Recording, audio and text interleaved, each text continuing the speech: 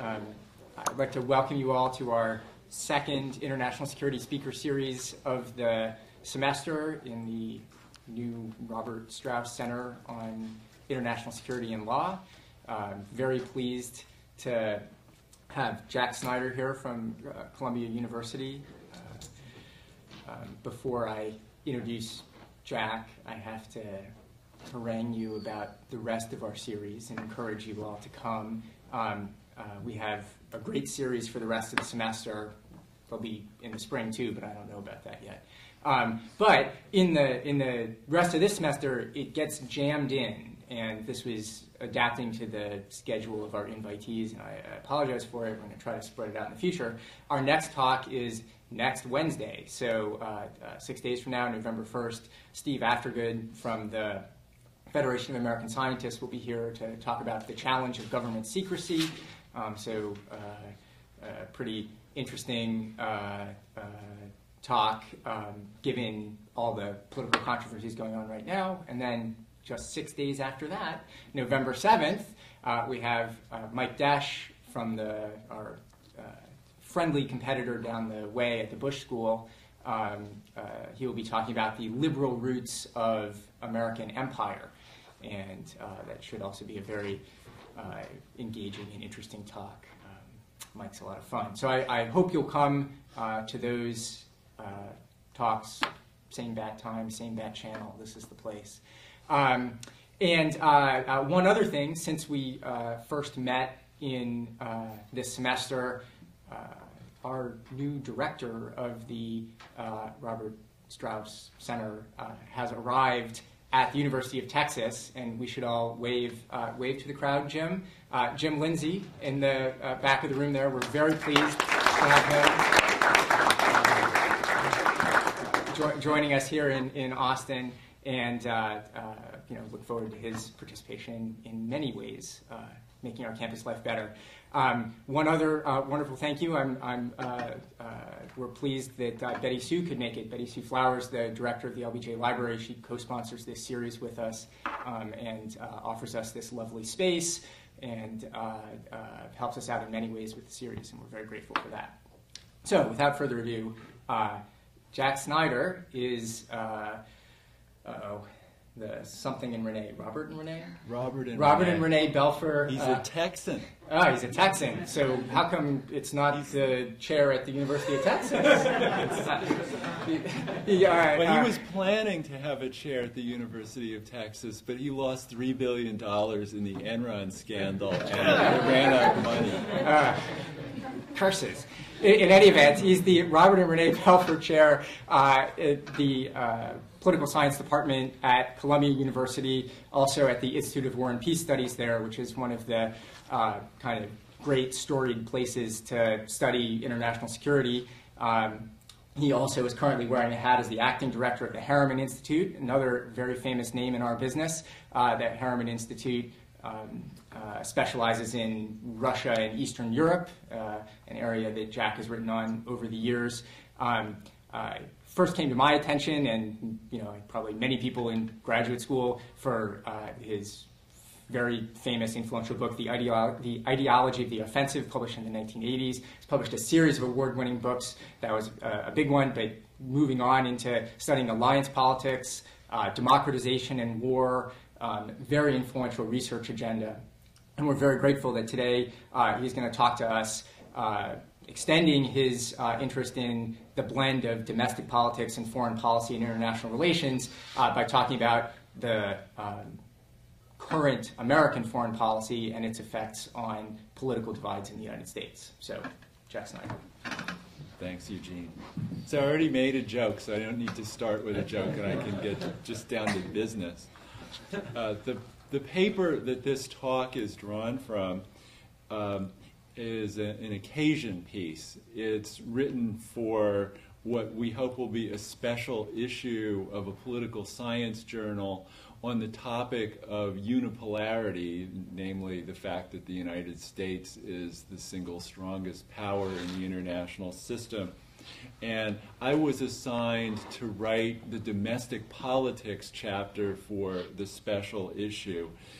For this purpose, I recruited my Columbia colleague, Robert Shapiro, who's a public opinion specialist in the field of American politics, and his collaborator, Yaeli Block-Elkan, for this work. And he's the guy who knows about American politics here. So the presentation will be a kind of odd mixture of international relations theory and American politics processes, and that's why. So the question that I'm starting with is, why did the United States invade Iraq? The glib answer is because it could. Under unipolarity, the risks and the costs of this invasion seemed low, but this answer to the question begs the question, because the United States has often had a disproportionate power vis-a-vis other states in the international system. And that disproportionate power has been consistent with, on the one hand, messianic interventionism in world affairs, but also, on the other hand, smug isolation. So unipolarity is merely a permissive cause of the invasion of Iraq. And what I'm going to argue today is that it combined with the opportunity created by the September 11 terror attacks to allow an unprecedented ideological reframing of American foreign policy that emerged from the highly polarizing strategies of party competition that were applied first to domestic wedge issues like race, abortion, school prayer, and gay rights, and finally, only after September 11, in a dramatic way, to foreign policy issues. So let me talk first about the effects of unipolarity on foreign policy. Steve Krasner, who's a political scientist at Stanford normally, but who right now is the director of the policy planning office in the State Department, wrote a book back in the 1970s that argued that the United States goes through periods of time in its foreign relations when it's particularly free from constraints on its exercise of power. And he argued in this book, Defending the National Interest, that when that happens, the United States becomes more ideological in its foreign policy and also more imperialist. Now, at best, I think this is a partial explanation for what happened after September 11, and in some ways, not a wholly convincing one.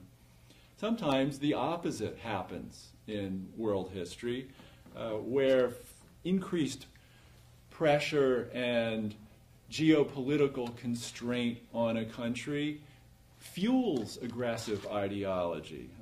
Think of the commonplace view of German nationalism and the German garrison state being the result of the geopolitical pressures on Germany, surrounded in the center of Europe with an alliance of strong states on every side that made Germany paranoid, security conscious, and aggressively nationalist. In contrast, think of what diplomatic historians typically say about the so-called offshore balancer states like Great Britain, or for that matter, the United States, that the lack of this kind of geopolitical pressure, the lack of intense threatening constraint, gives the offshore balancer a chance to bide its time, see how international politics is developing, wait until a threat matures and becomes clear, and respond in a rational, measured, realistic, not ideological way to its security problems. The United States has always had a power advantage since the 20th century over other states in the international system, yet its policy has varied between isolationism and global containment. There's an indeterminacy that comes from the lack of constraint, which arguably requires ideology to fill in the picture, to answer the question of what should we do with our foreign policy given the lack of constraint. Finally, on the question of the polarity of the system, how power is distributed among the great powers, U.S. behavior before September 11 did not vary in any obvious way based on the polarity of the system. Under multipolarity, before the Second World War, before the First World War, the U.S. engaged both in balancing behavior, balancing against threats during both of the world wars, but only after they started, but also engaging in what international relations scholars call buck passing, or what regular folks called isolationism in the period between the wars. Under bipolarity, this was at least seen through the prism of American strategic ideology as a time when the United States was tightly constrained in a zero-sum competition with the Soviet Union, and the result was a policy of global overextension, global containment of the Soviet threat, due to strategic ideologies like that of the domino theory. Finally, what about unipolarity in the period before September 11, in other words, the 1990s?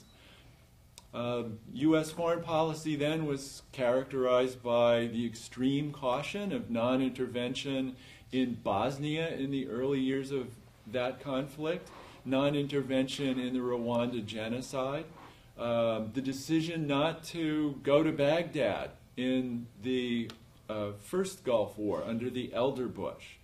It was also consistent with the casualty aversion in the Kosovo War.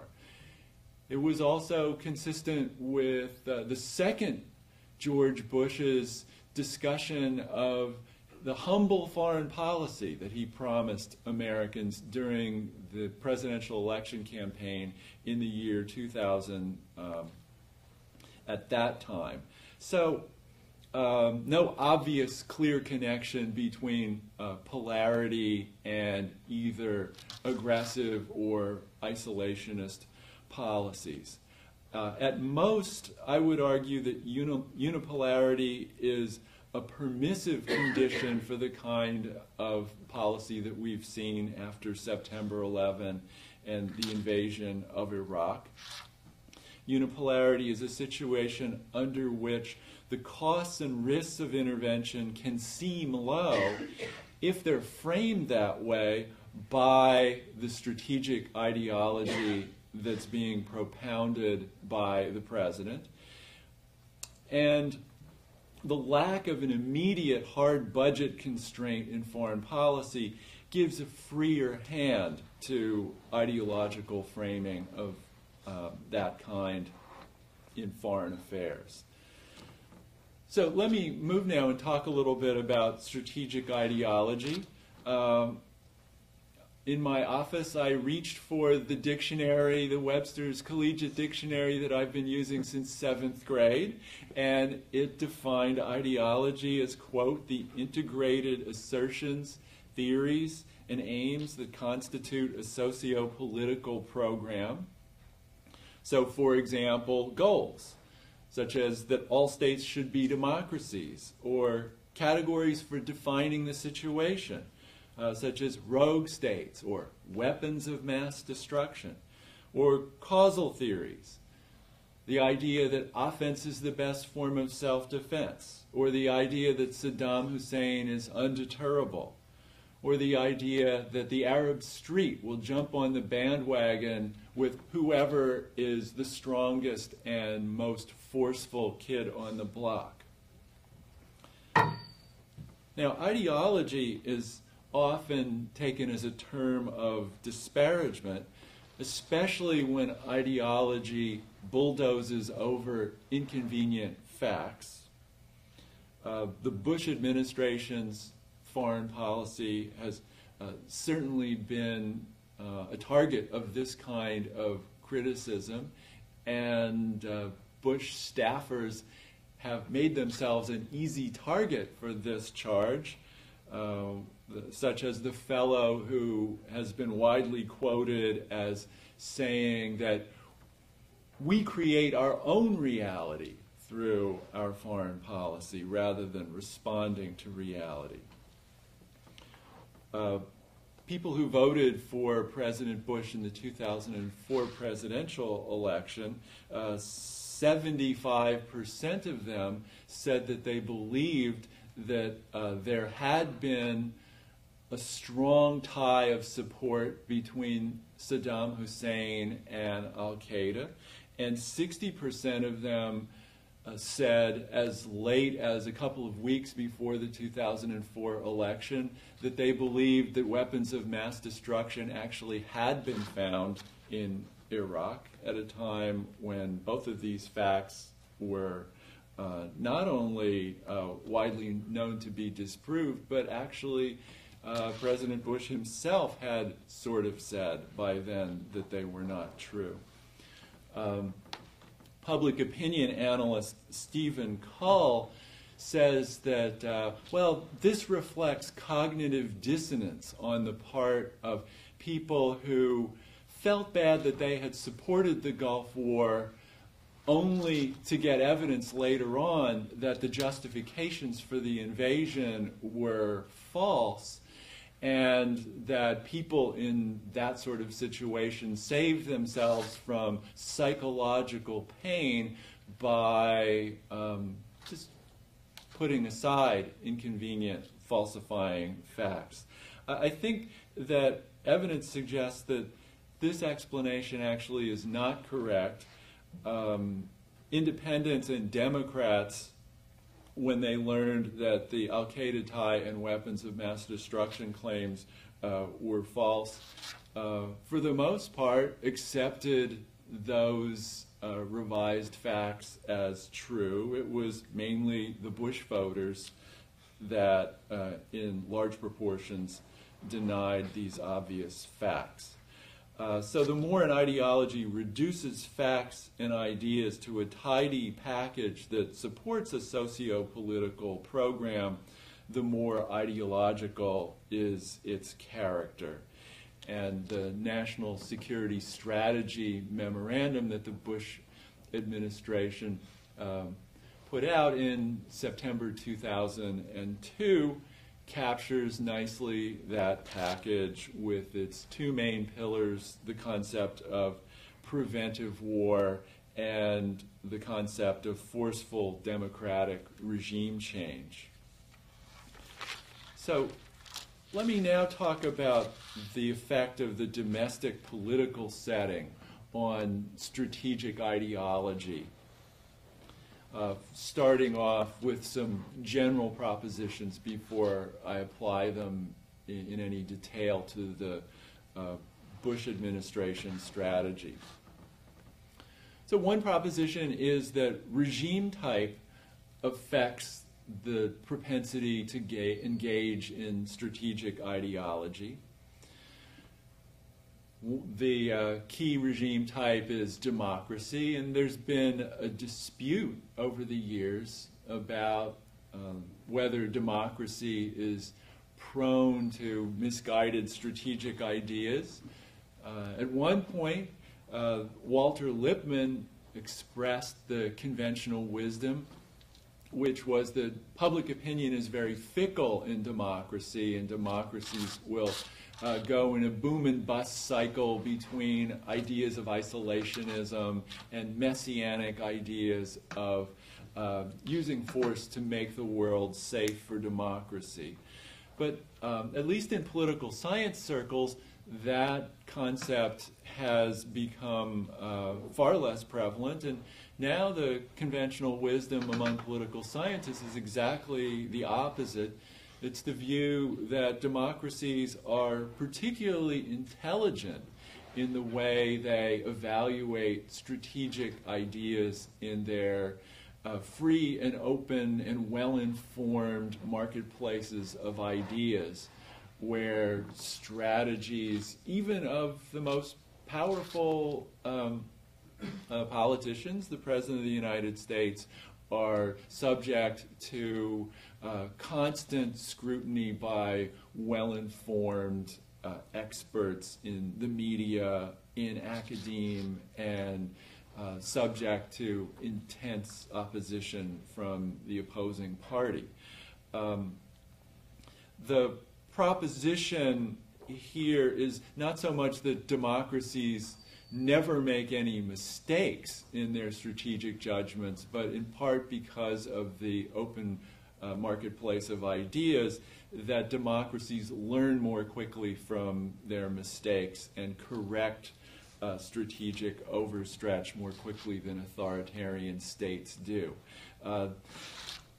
The perceived shortcomings of the American public debate over the Iraq War has led to a lot of hand-wringing among political scientists on exactly this point, and there's been a very interesting debate in the pages of International Security where Chaim Kaufman argued that the shortcomings of the American debate over Iraq refuted this intelligence of democracy view, and Ron Krebs, sitting right opposite me, wrote a very interesting rejoinder arguing that things were not quite so simple as Kaufman argued. So regime type is one proposition about how the domestic political setting affects strategic ideology. Other propositions, and this is something that I've written about before in my book on myths of empire, is the view that the ruling coalition's ideas in any political system are likely to reflect the interests of the members, the interest groups that form that ruling coalition, and may reflect the need to present ideological justifications of those interests and of the log rolling of interests that happens in any political coalition. In my book on this, I argued that imperial coalitions formed of groups that had interests in expansion abroad tended to sell their policies based on what I called the myths of empire, which included the idea that offense is the best defense, that the enemy is a paper tiger who seems threatening but in fact will collapse like a house of cards if attacked, that dominoes fall, and the like. And in that book I argued that the Cold War containment strategy of the United States had some of that character. And I also argued in an article that came out a couple of days before the invasion of Iraq that the Bush justification for the preventive war strategy also embodied a lot of these same myths of empire. Now, another factor of the domestic political setting that may affect the strategic ideology of a state is who has propaganda advantages in the political system. This is argued by John Western, a political scientist who's written a book called Selling Intervention. And he argues that the president has a disproportionate ability to frame foreign policy issues in the American system, in part because the office of the president is a bully pulpit that gives the president credibility, or what Ron Krebs would call the authority to frame issues. Western argues that the head of the executive branch has access to information and expertise that make his arguments especially credible. And finally, the president has the ability to take actions, to create faits accomplis that change the situation and therefore change the terms of the debate, such as the elder Bush did on the eve of the first Gulf War, where hundreds of thousands of American troops were plunked down in the desert on Iraq's border, and then President Bush said, okay, let's have a public debate over whether or not we should invade. These propaganda advantages are mitigated, however, if there's a congressional opposition that speaks out against the policy, although this is in part endogenous, because often the opposition, and this happened in the Iraq War case, is intimidated to speak out precisely because of the huge advantages that the president has demonstrated in framing the issue. Another proposition is that the propaganda advantages of the president decline in a long crisis as the opposition has the ability to mobilize information and arguments. John Western continues by saying that a successful intervention persuader has to show that a threat exists, and he has to show that he has a convincing plan for dealing with it. Now, unipolarity, I think, cuts both ways there. Unipolarity makes it a little bit harder to show that a threat exists, but it makes it a lot easier to show that your convincing plan of intervention is going to be cheap and low risk. Finally, Western argues that a factor in feasibility of persuasion has to do with what he calls latent public opinion on the issue. So in the Iraq War, latent public opinion was that as of February 2001, 50% of Americans who were polled said that they were already in favor of invading Iraq, and that's before September 11. This jumped up to 70% by September 13th, 2001, and at that time, 70% of Americans said that it was very likely or somewhat likely that Saddam Hussein had been involved in the September 11 attacks. Now, I think they didn't come to that conclusion just on their own. If you look at the media coverage between September 11 and September 13, there was always already a lot of discussion from talking heads, from journalists that were covering the Pentagon and the State Department, that maybe Saddam was involved, that official sources are looking into whether Saddam was involved, and that there was a discussion already brewing in the administration of whether invading Iraq might be necessary. So this public opinion spike up to 70+% was already a little bit primed by the bully pulpit, if not by the president himself. So let me now turn to another factor of domestic politics, namely specifically partisan incentives to sell the strategic ideology of intervention. Now, often you hear a kind of crude version of this argument, which is called the diversionary war theory, or the wag the dog hypothesis of the use of warfare in order to promote the popularity of the folks who were in office. Now, what we know about public opinion is that in mature democracies, this kind of rally effect tends to be very weak and very brief.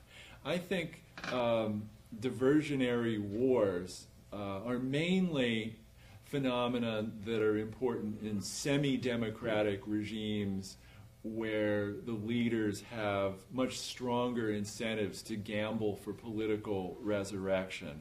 I think there's got to be a deeper political logic to this, or else diversionary war won't get much traction in a mature democracy. I think this argument is too cynical. But I don't think you need to be this cynical to believe in a partisan motive for intervention policies. And so that's now where I want to turn, and this is the main argument of our paper. Shapiro, Block, Elkon, and I argue that national security has, under the Bush administration, been serving as a partisan wedge issue. So what do I mean by a wedge issue? A wedge issue strategy in partisan politics involves, one, taking a polarizing stance on an issue that, two, lies off the main axis of political cleavage, which in the United States and most places is economics. Three, fits the values and attitudes of the base constituency of the party that is deploying the wedge issue strategy. Yet fourth, can win votes among independent and opposition voters who can be persuaded to place a high priority on this issue. So let me say what a wedge issue strategy is not. It's not shifting the axis of cleavage, but it's adding an issue that's off axis. Its purpose is to win votes that permit policy dominance on the main axis, in this case, the economic axis. It's not necessarily moving towards the median voter, even on the wedge issue itself. What really counts is the intensity of preferences that can be elicited by emphasizing the wedge issue. It's not a valence or consensus issue. Rather, it's what the American politics people call a positional issue, where you have to be distinctive from the policies that can be plausibly argued by the other party in order to make it worthwhile for voters to switch their votes based on the issue stance. Now, in many political systems, the main axis is economic, between the haves and the have-nots. This is the proposition of the current hot book in comparative politics on democracy and democratization by Acemoglu and Robinson. The fact of this dominance of the economic axis creates an incentive for the economic elite, which is always less numerous than the economic mass, to employ the tactic of emphasizing some alternative cleavage.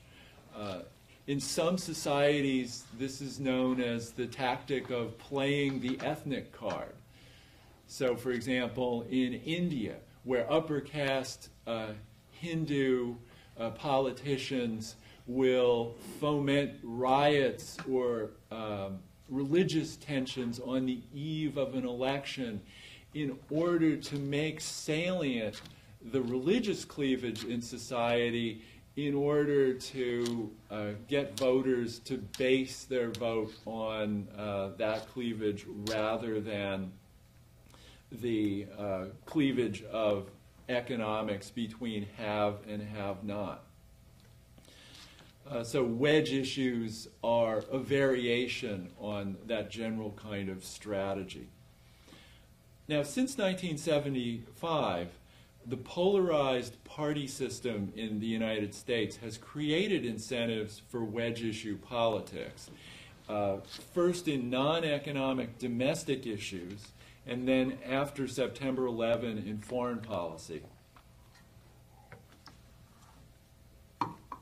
Now, this strategy I would contrast with the strategy that's articulated classically by Anthony Downs' economic theory of democracy, where he says that in a two-party system, the two parties converge on the middle of the spectrum to compete for the vote of the median voter.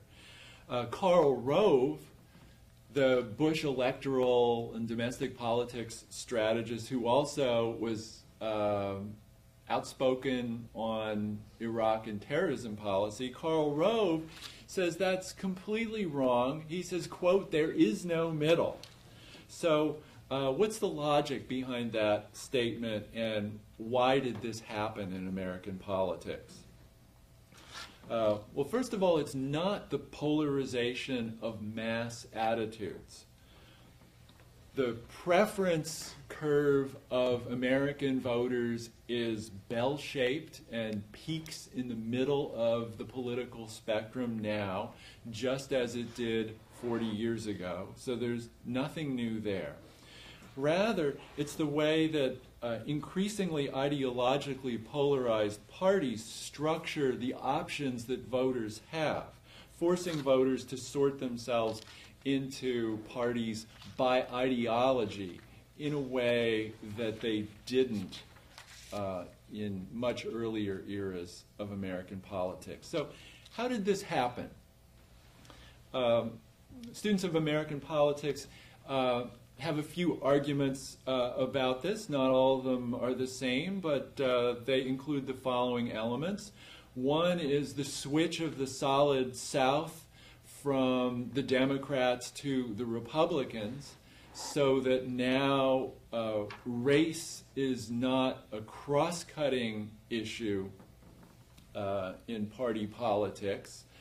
That switch eliminated the logic of having conservatives in the Democratic Party, and also undermined the logic of having liberals in the Republican Party, which essentially don't exist anymore.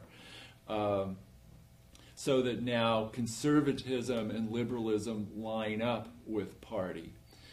Another argument is put forward in the new book by Nolan McCarty and his co-authors Poole and Rosenthal, that part of the problem is rising affluence, which gives an increasing portion of the electorate no need for the welfare state to provide for their economic security, so that we have a polarized electorate between those affluent folks and the immigrant, often unenfranchised poor. A third factor that McCarty talks about is soft money from ideological extremes that polarize the political system. And then a final line of argument, which is maybe the most common, is that the rise of primary elections and other rules changes in American politics that came in the 60s and into the early 70s made what counts in politics become the median voter in each of the parties rather than the median voter overall in the electorate. And that this has led to a situation where ideological activists have been able to take over the political parties. Now, the economic axis, research shows, McCarty's research and everybody else's serious research shows, that the economic axis remains the dominant one. Even white Southern born-again Christians vote mainly on their economic interests. So Tom Frank's book, What's the Matter with Kansas, is, in this sense, wrong in his polemic with the Princeton political scientist Larry Bartels. But even so, there's still a problem for the Republicans on this economic main axis. Now, the majority of Americans say that they are conservative by ideology, but the majority also say that they wish the government would do more on big government social service issues. So fully 22% of the electorate, according to James Stimson, is in this conflicted group. People who say they're ideologically conservative, which is heavily overlapping with being Republican now that you have this ideological polarization of the parties. Yet, so there's this 22% that are conservative, yet actually their policy preferences are for big, expensive government, the kind of thing that you usually think that liberals and Democrats are for. So even worse than that problem is the fact that the Republican agenda under the Bush administration in particular includes some very salient issues that benefit literally only the top 1% of Americans by wealth, such as estate tax repeal. So what this means is that fighting elections on the main axis is fraught with peril for Republicans, and therefore, to improve their chances, they have strong incentives for the deployment of off-axis wedge issues. So wedge issue politics for the GOP before 1980 was mainly race and affirmative action, the shift of the Solid South into their camp. During the 1980s, Ronald Reagan added wedge issue politics based on gender and abortion. In the 1990s, the wedge issue politics for Republicans moved into the areas such as gay rights and religion-based issues. Now, Larry Bartels has, in his polemic over what's the matter with Kansas, has done some research that shows that the electoral benefit to the Republicans of these wedge issues based on domestic politics stalled out by the end of the 1990s. The Republicans were getting very little bang for the abortion buck by that period of time. But his results also show that compared to those social wedge issues, which are declining in importance for the kinds of voters that can jump into the Republican camp, that foreign policy and defense policy issues were becoming much more salient by this period. Now, this was a very late development. Even as the party system in general was polarizing since the 1970s in the U.S., that was not happening in foreign affairs. In the Vietnam War, declining support for the war went down pretty much in lockstep among both Republicans and Democrats. In the 1980s, a gap between Republicans and Democrats opened up under Ronald Reagan to some extent, but even then, Democrats and Republicans were what the American politics scholars call parallel publics in foreign affairs. That is, they tended to move in parallel to events out there in the world. The collapse of the Soviet Union and other kinds of issues like that. After the end of the Cold War, foreign policy became even more non-ideological because it was hard to, there was no overall orienting ideology to shape partisanship on foreign affairs in a clear, consistent way. This all changed after 2004. Now the partisan difference on Iraq questions on public attitude surveys ranges from 40 to 90%, depending on exactly the kind of question that you ask. There's also partisan divergence in other international questions like global warming, where you may be interested to know that in 1998, 31% of Republicans thought that global warming was happening. By March 2006, that was down to 26% of Republicans. Democrats and independents are much more believing in global warming, and increasingly so.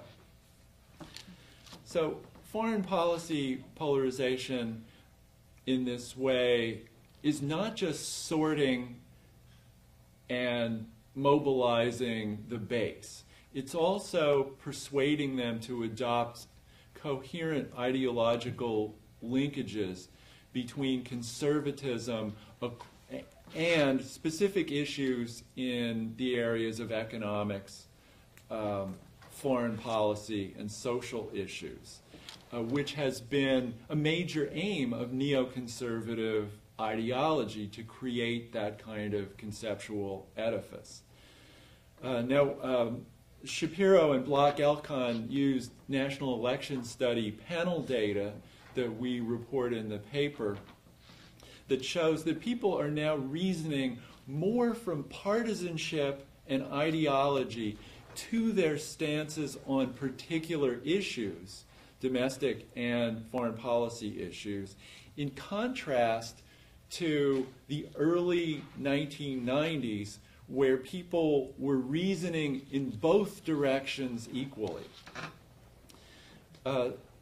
Furthermore, my colleagues argue that it's mainly partisan ideological framing that makes ideological elements hang together.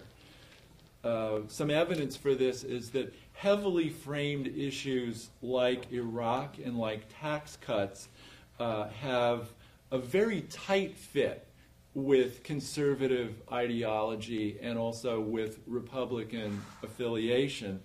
But issues not framed by Bush in that same way, like the death penalty, do not have that same kind of tight ideological coherence. So why strive for ideological coherence? Well, one thing is that the danger that voters will respond only to the compelling wedge issue and abandon the economic issues on the main axis of cleavage, like the estate tax reform and Social Security privatization. So this kind of wedge issue strategy to work, the ideological brand must be defended as an integrated whole. So, of course, the objective of the Bush strategy was not to polarize in a way that turned Democrats and independents against him. Rather, it was to polarize foreign policy issues in a way that would attract voters who would tend to vote Democratic normally on the basis of other issues. And it actually did work as planned, but only until the policy became an obvious failure in Iraq.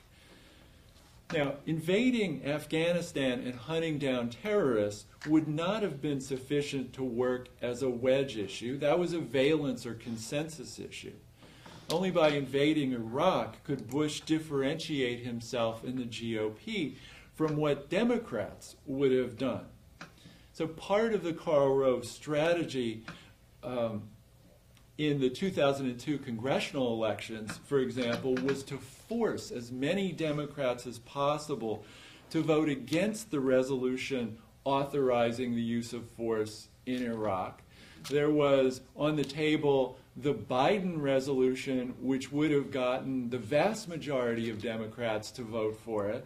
But Rove says, no, I don't want that one. I want one that will be impossible for many Democrats to vote for, because he wanted this to be a positional rather than a valence issue.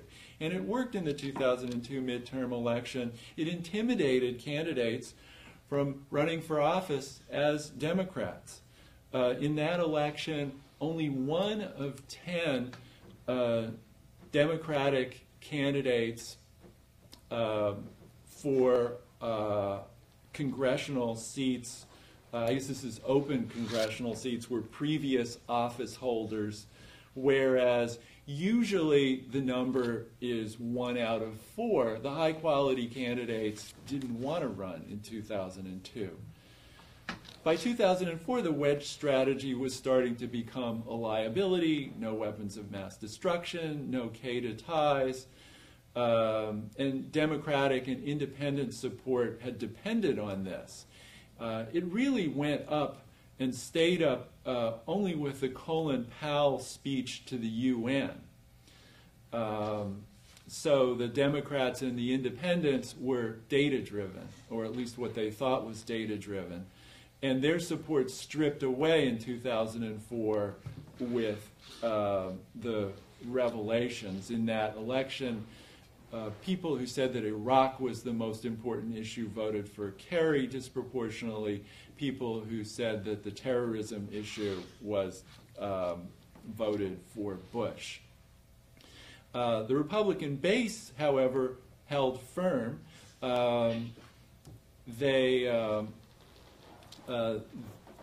Public attitude survey shows that evangelicals supported the policy regardless of the justification for the war, and therefore were not bothered, even if they accepted that there was no Al-Qaeda tie and no weapons of mass destruction. So let me wrap up. How could this have happened?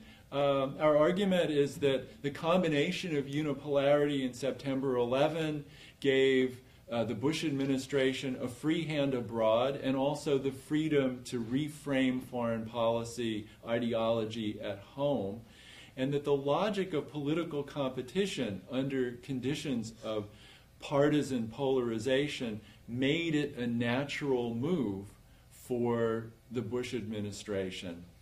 The strategy of there is no middle was one that was time-tested and had worked for Republicans before.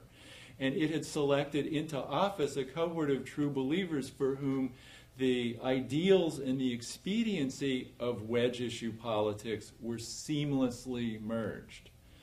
So where does this leave us with the intelligence of democracy?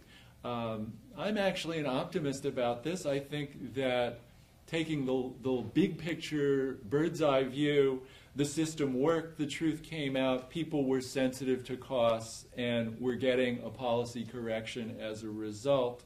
The intelligence of democracy does not say that democracies never make any politically driven mistakes. It just says that they're better at learning than authoritarian great powers. So thanks so much, and I look forward to hearing the good analysis from the American politics experts who I know are around the table. Well, I'm sure you will get some ideas about American politics around the table, and also about international relations. Thank you, Jack. And people have already been trying to catch my eye to ask you questions, and I'm going to start with Jim Steinberg. Thanks, Jack. That's a terrific presentation.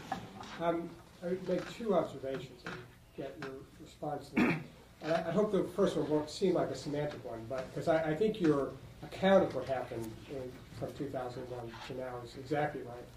But I wonder whether calling it a wedge issue really captures it. And the reason I say this is because when we think about wedge issues, or I think about it not from a political scientist, a practitioner's point of view, what's distinctive about them is they're actually indifferent to facts, right? I mean, they're just, their ideology, their philosophy, same-sex marriage, things like that. It doesn't matter what the facts are. They can't really have any impact on that. When you think about how the Republicans have used foreign policy, and you go back, as you correctly talked about the 2000 campaign, they were clearly using it as a political strategy. But the strategy was Clinton had done, foreign policy social work. He was intervening in the wrong places. We needed to be more restrictive about how we used our military. We had to be more cautious, more realistic. And they used that as a kind of way of saying, using that as a positioning issue. And then come 2001, they need another positioning issue, but they took exactly the opposite national security framework, which so it was not like, the equivalent would be, can you imagine sort of somehow something happening so that the Republican Party shifted from being, against abortion to for abortion? And so, I mean, there's no question that this was a brilliant use of how to get people onto a different issue, which cut the way that they did and played to the 50+1. But it strikes me as being a different kind of thing than the wedge issue strategy. Not that they're both not effective political strategies, but they're different. Second observation, just thinking about the unipolarity, and this is not a deeply well thought out one, but my own feeling about this, at least looking at the last 50 years, is that I agree with you about democracies. But I think that what you see is what I would call the democratic overshoot, which is that what happens is that during this period of unipolarity, starting at the end of World War II, that we start with a sense of capacity, omnipotence, capability of doing something, solving our problems. We get out there, we try to do it, we don't succeed for obvious reasons, reality bites back. We then overshoot to underperforming in terms of being able to operate in our environment. And then so you get Korean War, fall back, then Kennedy, Vietnam, fall back. And then we overshoot the other way, which is that people all of a sudden say, no, you're being too weak, you're too timid, we need to do that, and then we get back. And the good news is that it's cyclical, and it is, I think, self-correcting. But it does seem to be sort of one of just an empirical observation, maybe too simplistic, that's sort of the dynamic that's happening here, is that because we have this capacity to do it, we're tempted into it to overstretch. And then we see the pendulums swing back, and we never stop in the middle, but the net is the middle. Yeah, that's a very interesting point, that wedge issues tend to be indifferent to facts. And so is that the case? So I'm thinking, well, the abortion issue sounds in its initial statement like it's a matter of, just what you believe or what you don't believe. But then in the course of political debate, it winds up actually being an issue that is partly about facts. It's about stem cell research and what the opportunity costs are of foregoing stem cell research. So it might be true that it's smart for the initial framer of the wedge issue to try to frame it as an issue that's not about facts, but it's about morality or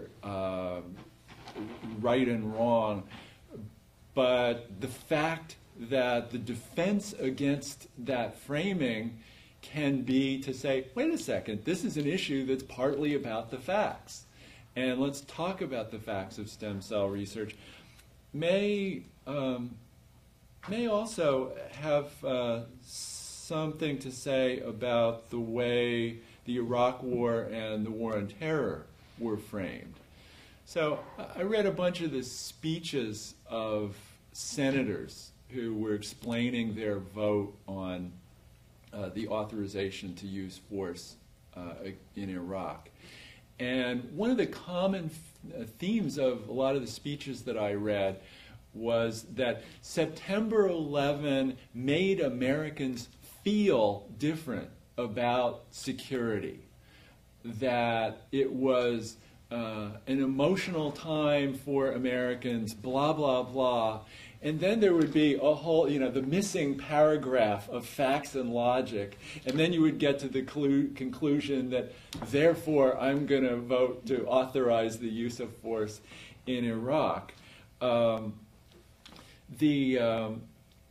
the early days after September 11, but before the Bush administration had moved pretty decisively towards the strategy of invading Iraq, the discussion in the press involved this group around Cheney and some others that were exploring the question of whether invading Iraq was necessary, whether or not it had been involved in September 11. And I think that it was that the preferred framing strategy of the Bush administration was not micro fact-based, but that they were pushed into it by the need to persuade Democrats and independents whose support for the war was soft, and they needed actually to have Colin Powell go and stand in the UN and make his case. Now, theoretically, whether there's something about the wedge issue strategy that requires the opening bid to be, non-fact based, but morally based, could have to do with the need to polarize. Can't be a valence issue. But just going back to what you said about the ethnic card and other situations, that's something you can't change. I mean, that's why it's such an attractive thing, because it basically says, you're going to line up with me notwithstanding anything else. And it just seems one of the common characteristics of all these are things that are sort of tend to not be changeable, mutable. Anyway, sorry. Right, or at least you'd like to frame it as a way that, as an issue that you feel strongly about it, or you can be persuaded to feel strongly about it. Sort of little piddling factual arguments at the margin aren't going to change that. That it's a kind of issue where you can't compromise. There is no middle. So I think you're onto something there, and I'm going to think more about it. I think that's a good point. Josh was. I'm going to pick up on a comment that Steinberg made in reference to the Bush administration was already unilateralist when they came into office prior to 9/11. So I can buy your story for the 2004 elections, but if you see Iraq as part of something that had already taken place before 9/11, then you need to explain the 2000 election. So what's your story for the intra-Republican Party dynamics that put the sort of unilateralists on top when the Bush administration takes office? And what role, if any, does foreign policy play in the 2000 general election then?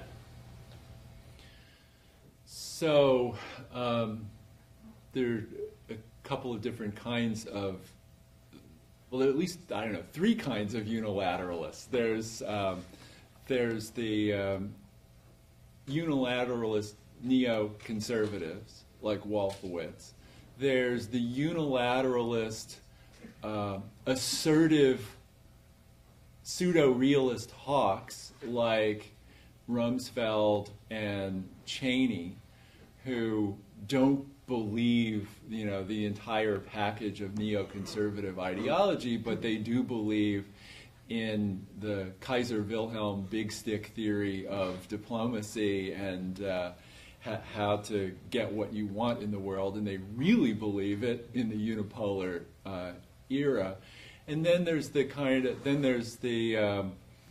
why should we bother with nation building in countries that we don't really care about unilateralism, which is the context of the Bush statement about the humble foreign policy. The Bush family tradition is we don't want to be in these kinds of places. So I think that there are a few different strands of unilateralism,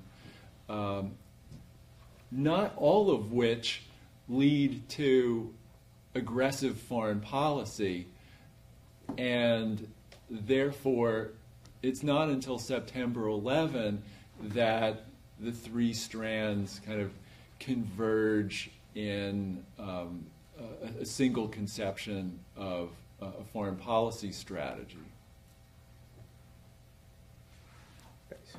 Oh, well, this does not come from a political expert at all, somebody in literature. But two quick points and a question. One is you might talk a little more about gerrymandering when you talk about polarized politics.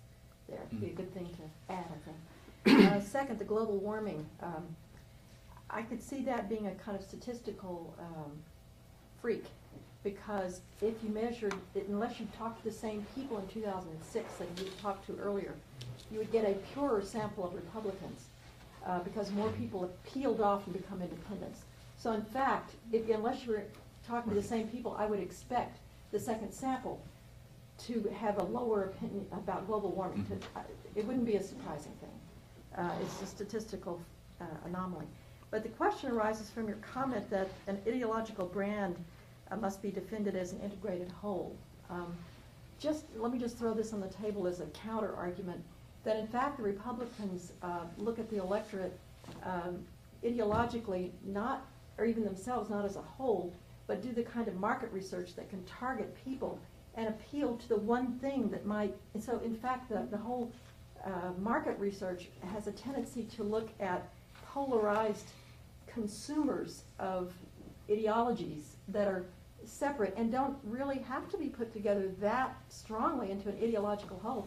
So I think maybe I'm more cynical than you are. I think of ideology as something that is a passing thing, and now we're into targeted market. You can look at my visa, you can look at where I've been on the web, and you can tell that I care about pink flamingos on the corner of 360 and 183, and the Republicans have it, and by gosh, anything else, I'm going to vote for you. You know, if you're for pink flamingos, there I am. So I don't know, maybe I guess I'm making a case that ideology is kind of drifting down the river, and you've convinced me that I think I believe that Republican who said, you know, we're making up the reality. To your point about shifting, you use the word framing a number of times, and I think it's all about framing and making up reality, and I'm stating this a little exaggeratedly, but anyway. Could I piggyback a question on that? How strong is the research, I think I heard you say this, that indicates that the economic axis is still the predominant one? Because it seems to me that one of the characteristics of the modern Republican Party is it's added this whole social element that wasn't there earlier. And so it's made it difficult, if not impossible, for Republicans to be liberal on economic grounds. The social element has come to play a much larger role, which might explain something what Betty Sue's talking about. You don't have to choose along this main axis. You can pick and choose from various places on the Republican agenda. Okay. Good point. Gerrymandering as a cause of polarization is, in fact, one of the arguments that gets made to explain it.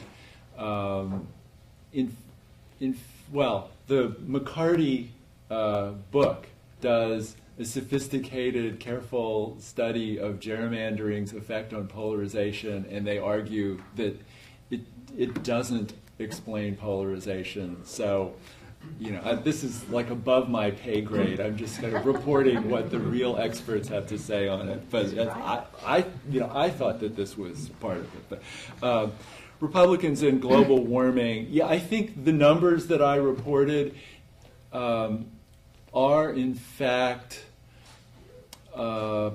probably a result in part of the sorting phenomenon rather than the ideological changing of their mind to be more consistent phenomenon.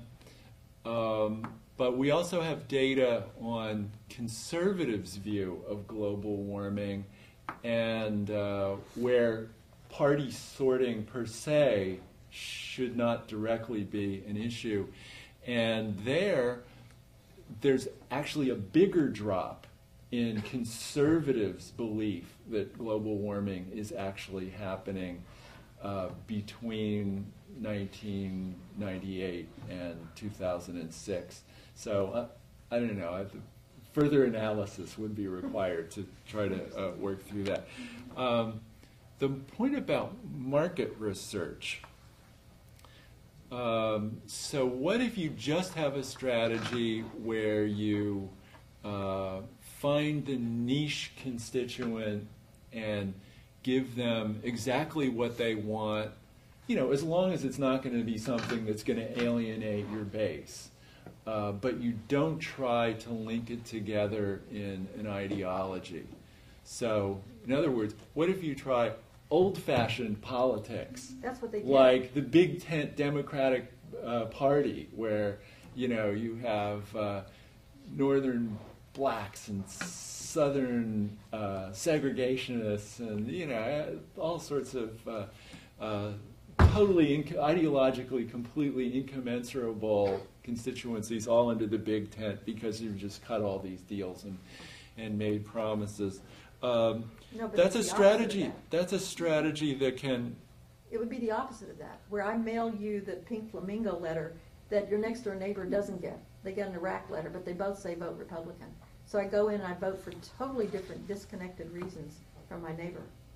Right. So if you adopt that strategy to get elected, one question would be, then how would that affect the way that you would be able to govern once you were elected? With that strategy, would you wind up with an ideologically cohesive and politically disciplined congressional party, As long so as that you're you disciplined, could you don't need so that you ideological- could get through your economic agenda as well as the agenda items that you featured in your niche mailings? Well, the public doesn't pay attention to what Congress does much anyway, in that sense, except for scandals. So you get to your economic agenda passed on the back of people who voted because of the flamingos. So it depends on keeping the two separate, I would argue. Well, maybe this is what the Republicans should have been doing. No, that's what they did do. I think that's what they did do. Okay. That's what Karl Rove said on NPR this morning. Oh, he did? Well, I mean, no, Ken Melman, not Karl Rove. Karl Rove was on yesterday. It's Ken Melman said this on NPR this morning. I thought that's what you were talking about. Okay. I just So, but in that case, then the way we understand the neoconservative attempt to create an integrated ideology is that these people are just kind of fringe, that they have kind of their hobby horse, but it's not the real politics. It's the It's fraud. maybe the policy, but it's not the politics. Okay. And just the last point about how strong is the research that the economic axis is the decisive one for most voters. The McCarty book argues that this with massive detailed research. The Larry Bartels has research that he presents that shows this, and it's directly aimed at the what's the matter with Kansas critique. So he specifically asked, and this is where my statistic about the Southern born-again Christians, that even they vote their economic interests, in the sense that, what's the strongest predictor of how a Southern born-again white Christian will vote? And the strongest predictor is income. So, so in that sense, it's the main axis. Although these people do argue that wedge issues exist and that off-axis issues do have some impact on how people vote. But that it's not nearly as great as the economic factor in deciding their vote.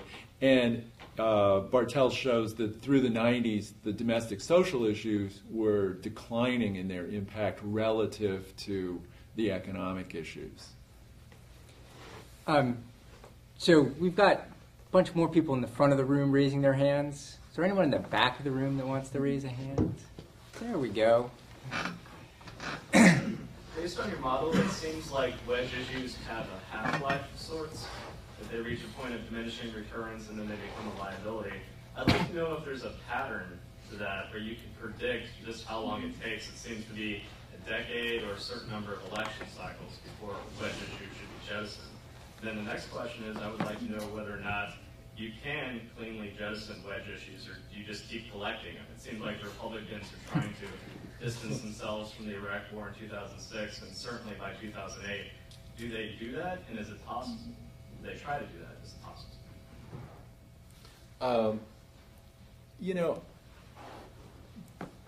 I'm not sure what the answer to this is, but in my kind of casual discussions with my co-authors about what's going on here, a couple of hypotheses have come up. One is that wedge issues stop being wedge issues as a result of the party sorting dynamic, and you're at some point no longer rating the other guy's party for a vote, but you've actually converted the Southern Democrat into a Southern Republican, and after that happens, then kind of by definition, race and affirmative action are no longer wedge issues. They're just part of the base. The other possibility is that what happens is that you provoke a counter-mobilization, that you're first out of the gate with the abortion issue, and that works for you for a while, but the anti-abortion people gin up resistance and mobilize politically, come up with new facts and arguments, and then you wind up no better off than you were in the first place. So, I think the gay marriage issue looks like that to me. The more people thought about it, the more people thought, well, I don't know, I can't think of any good reason. Gay marriage sounded dumb to me at first, but the more I hear, I can't really think of any good reasons against it. So, you get a few years, and then you actually maybe lose ground after a while with the wedge issues. In the Iraq policy, the wedge issue is a gross failure because the policy based on it objectively failed. So that's different than the other wedge issues that we're talking about, I think. And then can you escape from a wedge issue that you're saddled with? Death penalty. I don't know, I don't have data on this, but could one argue that the death penalty was a kind of candidate wedge issue that Bush actually didn't emphasize, and maybe it was because he thought that it would be disadvantageous, because more facts have come out about how the death penalty is imposed so differentially by race that Bush didn't feel he wanted to be, putting that as part of the package of wedge issues for the Republicans, and he's distanced himself from it just by, not talking about it. Pat? Yeah, a couple comments. One is that I don't know enough about the literature on diversionary wars, but it seems it was an attack on coastal cities. That's maybe not quite the right category to put 9/11 in. And so in that sense, Iraq, well, you might say because of the linkage up with that the administration did because of the artifice involved, but nonetheless, to the extent that that was credible and sold, then certainly the public, and obviously as you recounted to Congress, then it really, I guess I'd just push you on that about whether this really is, could you put that in the category of diversionary wars given what happened and kind of the pretext for it. And I guess the other question is actually following up from Bill's, is the extent kind of it seemed you talked about class and economic issues, and then when you talk international relations, the beginning and the setting up of realism, you talked about Haiti and former Yugoslavia and other instances where where it seemed in terms of great power politics there wasn't a whole lot at stake. And for me, I think about the 90s, and I think of the Mexican debt crisis, and I think of the NAFTA, and in terms of kind of the big issues in political economy where a lot of that sort of has the United States would care about it, and actually there you would say, well, the U.S. acted as a superpower and promoted particular policies. So I guess I'd kind of ask about, maybe that's part of the IR divide between security and IPE, but it seems to me that those would be instances where, and you may know some other ones that counteract those examples, but where the kind of, it seems in with great power politics and the realists, you'd expect the U.S. to be initiating and to be on the front, and it did, and these other ones that are sort of arguably of secondary or tertiary importance were left located all of them there. The diversionary war hypothesis in its most common form is just a really simple idea that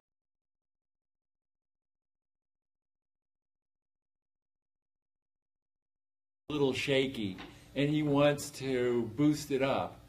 All he needs to do is get into a war, and then the population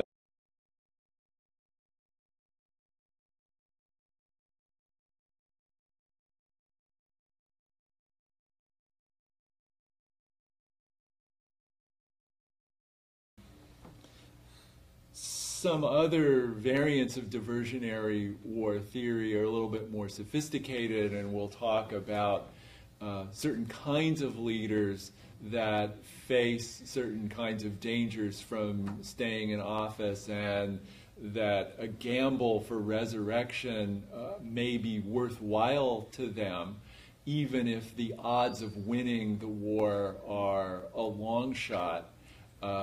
It may be attractive as a strategy, since the likely outcome for them in domestic politics is so bad if they don't go to war that it's worth the gamble, say the Japanese militarists in 1941.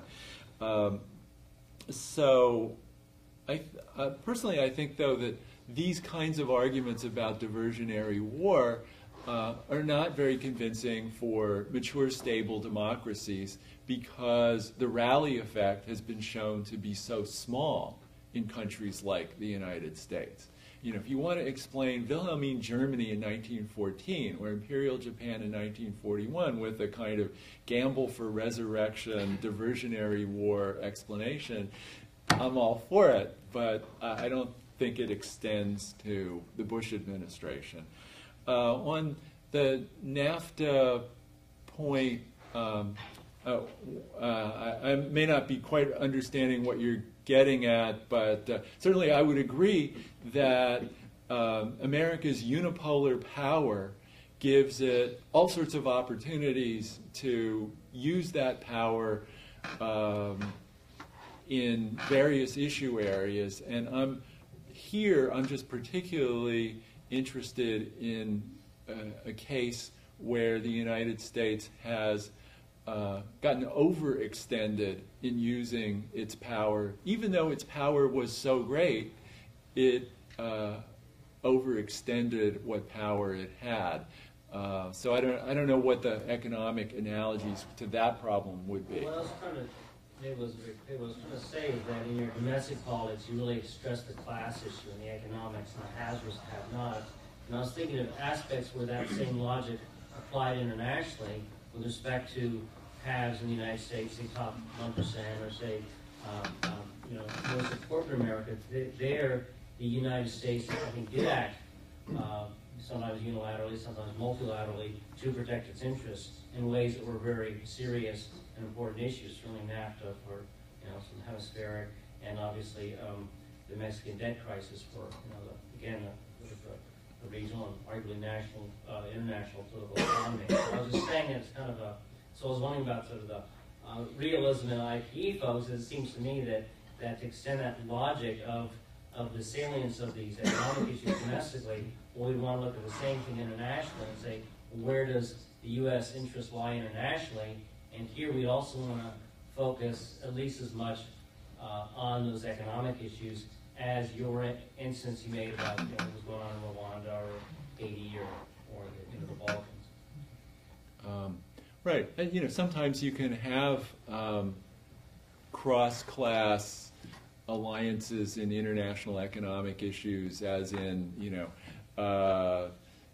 capitalists in export-oriented sectors having an interest in common for free trade with workers in those sectors, and also consumers who want cheap goods from free trade. So it's Great Britain, the United States, there are all sorts of coalitions based on common interests. Sometimes, though, international economics does give rise to the alternative cleavage strategy. So in Wilhelmine Germany or Bismarckian Germany, the protectionist coalition tried to shift the axis by making economic protectionism a national security issue, saying we needed high prices on grain and keeping out cheap grain imports because we needed to be self-sufficient on imports. So that's an axis or secondary axis kind of strategy there. So we're at the time that we usually draw to a close. There's a whole bunch more questions, and I'm going to suppress mine. I'm going to take one more last question from, we have kind of the real political campaign expert in the room. So Paul Steckler can weigh in, and then we're going into a close. Paul. I'm not sure if I can weigh in as a real campaign expert, but generally in American politics, when you run campaigns, foreign policy is kind of a loser issue to run on. And so I wonder about this whole notion of foreign policy use as a wedge issue. I mean, even at the height of the Vietnam War, there are many studies that say the Vietnam War had very little impact specifically on elections.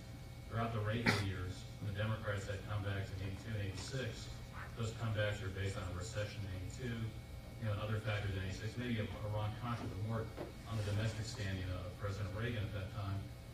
When you take a look, I think, at the elections of 2002 and 2004, the beauty, depending on how you look at this, of Karl Rove's Republican strategy is that you're using, I think, foreign policy as a domestic issue, just given what 9/11 gave Republicans, where terrorism becomes a domestic issue, not a foreign policy issue. And indeed, in the elections of the Republicans won in the Senate in 2002, didn't they win often with this issue with the Democrats in Congress being reluctant to create that gigantic cabinet position without being able to have the workers unionizing? That was crucial in the Georgia Senate election.